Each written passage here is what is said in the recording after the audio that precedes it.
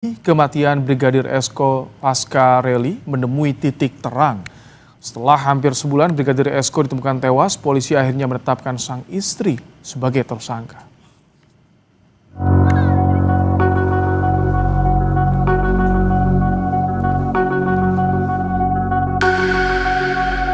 Kasus kematian Brigadir Esko Pascarelli, anggota Intel Polres Lombok Barat yang ditemukan tewas di kebun kosong tak jauh dari rumahnya pada 24 Agustus 2025 lalu menemukan titik terang.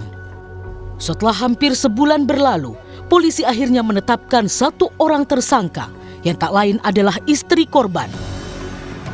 Melalui pesan singkat kepada Kompas.com, Kabid Humas Polda Nusa Tenggara Barat, Kombes Muhammad Khalid mengatakan, dari hasil gelar perkara, istri korban yang juga seorang polisi, Bribtu Rizka Sintiani ditetapkan sebagai tersangka. Muhammad Khalid menyatakan, ya, hasil gelar perkara penyidik menetapkan istrinya menjadi tersangka. Namun, motif pembunuhan tersebut masih belum diungkap. Sebelumnya, keluarga Brigadir Esko mendatangi Mapolres Lombok Barat bersama kuasa hukumnya Lalu Anton Haryawan untuk meminta kejelasan kasus kematian Esko. Karena dengan pekerjaan maksimal, Pak Kapolres sangat antusias dengan kasus ini. Jadi beliau menyarankan ya kita menunggu, sabar menunggu dan berdoa agar proses ini lancar dan cepat selesai. Ada titik terang ya Pak ya? Ya.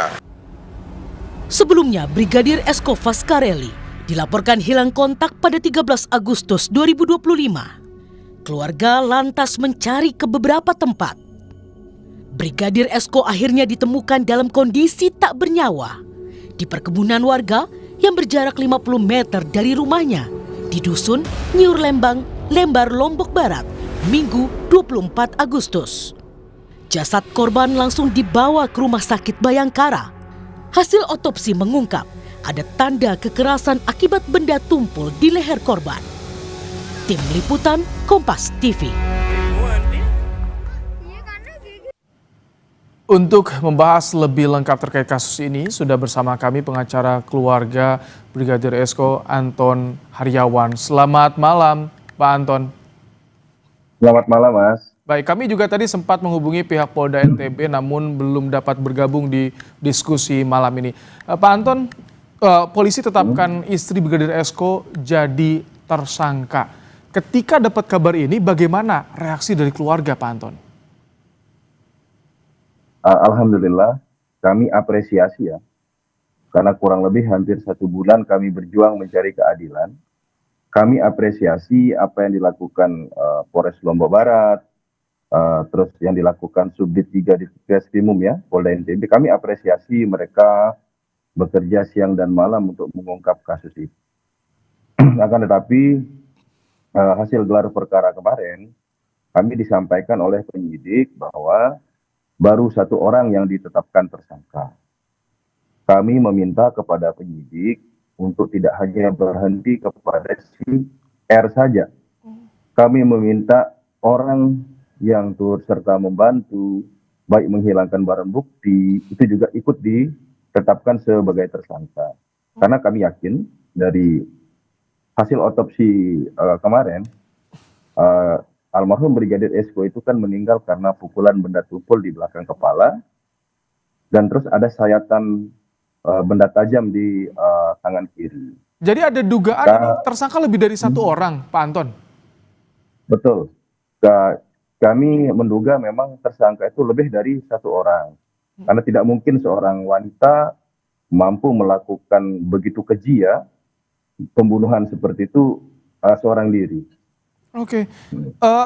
Kami juga dulu sempat mendapatkan informasi bahwa setelah Brigadir Esko ditemukan meninggal dunia, tewas di perkebunan, itu sang istri hilang, sempat sakit juga dan hilang, betul itu?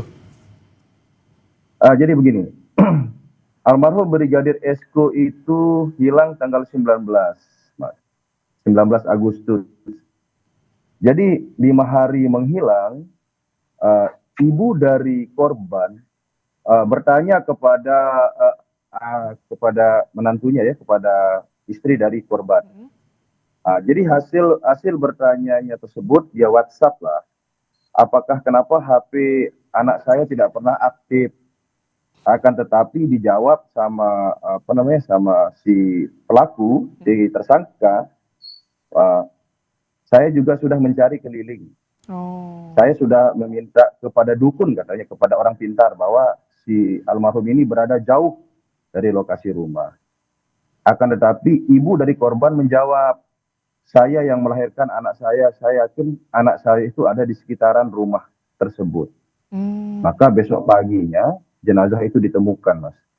Jadi setelah 5 hari menghilang, 1 hari sebelum jenazah ditemukan, kan ibunya menyampaikan kepada si pelaku, saya meyakini anak saya ada di sekitar rumah itu. Ternyata pada hari Minggu ditemukanlah jenazah almarhum Brigadir SQ. Ada kecurigaan nggak sebelumnya dari keluarga kepada pelaku ini? Awalnya tidak ada kecurigaan, akan tetapi begitu terjadi kontak komunikasi dengan ayah atau ibu dari Brigadir SQ, kecurigaan itu timbul. Karena selaku istri yang bersangkutan ini kan menyampaikan bahwa sudah mencari dukun atau orang pintar untuk mencari di mana sih keberadaannya Brigadir SQ. Itu yang membuat keluarga itu curiga. Terus yang kedua, si tersangka ini kan datangnya hanya pemakaman saja. Di acara-acara tahlilan kan tidak pernah hadir, tidak pernah ikut serta. Dan yang janggal, mengapa mesti setelah hasil otopsi keluar bahwa fix almarhum ini bukan bunuh diri tetapi dibunuh, si tersangka ini yang melakukan pelaporan polisi ayah dari almarhum Brigadir SQ, bukan istrinya. Istrinya malah tidak membuat LP, laporan polisi.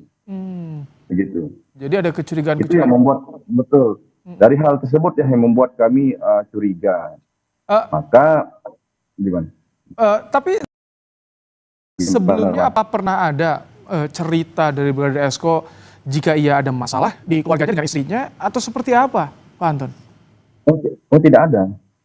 Jadi almarhum Brigadir SQ itu tidak pernah bercerita apapun terkait permasalahan rumah tangga, tidak ada. Malah terakhir sebelum hilangnya almarhum Brigadir SQ, istri dari almarhum ini atau tersangka ini itu membuat beberapa postingan di Facebook. Itu di Facebook kami lihat statusnya itu adem-adem, tidak ada permasalahan rumah tangga, tidak ada. Tidak ada. Kami juga tidak menduga wah kenapa yang ditetapkan tersangka ternyata istri dari almarhum ini. Kami tidak menduga, tidak kami bayangkan sebenarnya. Itu. Tapi keluarga apakah sudah mendatangi lagi kantor polisi untuk bertanya ini apa yang jadi motifnya, apa yang jadi alasan tersangka ini tega membunuh Brigadir SQ? Sudah ada belum informasi itu?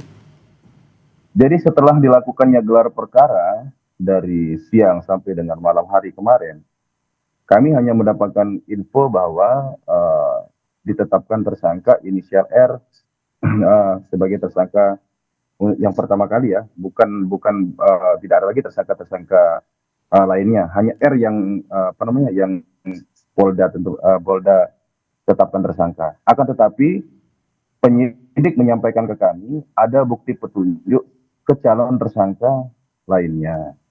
Tetapi ini bagian rahasia dari penyidikan. Kami diminta untuk bersabar, berikan kami kesempatan untuk bekerja. Kami yakin pelakunya bukan satu orang. Itu yang kami disampaikan. Baik. Terima kasih Pak Anton Haryawan, kuasa hukum keluarga korban Brigadir SQ telah bergabung di Kompas malam hari.